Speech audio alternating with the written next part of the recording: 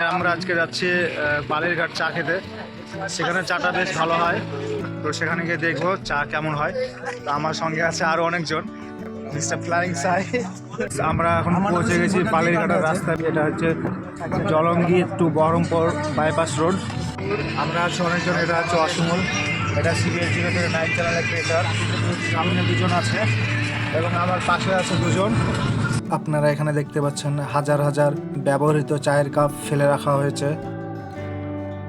এটি হচ্ছে সেই নামকরা চায়ের দোকান এবং ইনি হলেন এই দোকানের মালিক।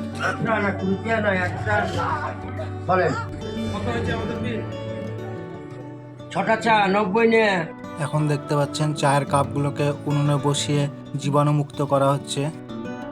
10 না 6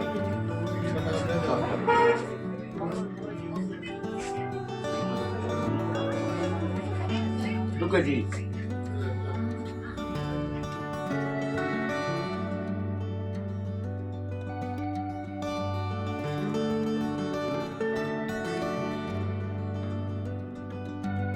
কাকা এখন চায়ের কাপগুলোকে তুলে রেডি করছে।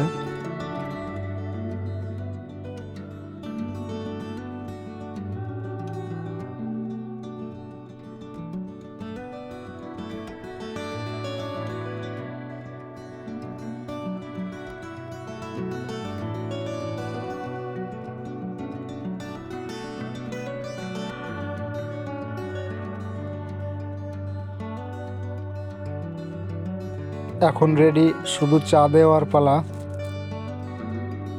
রসমালাই 30 পয়সা দাম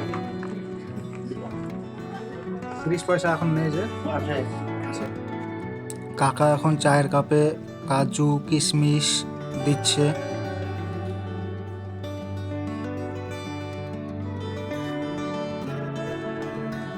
দুটো করা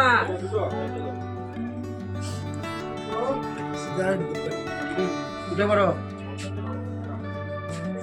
টাকা আছে।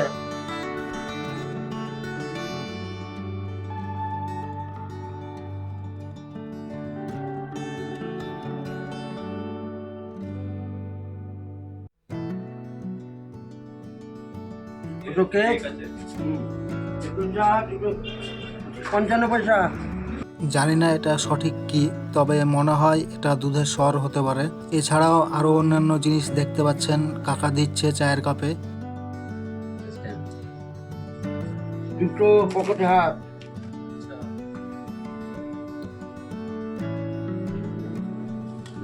ভাই বড় ছেলে 6টা।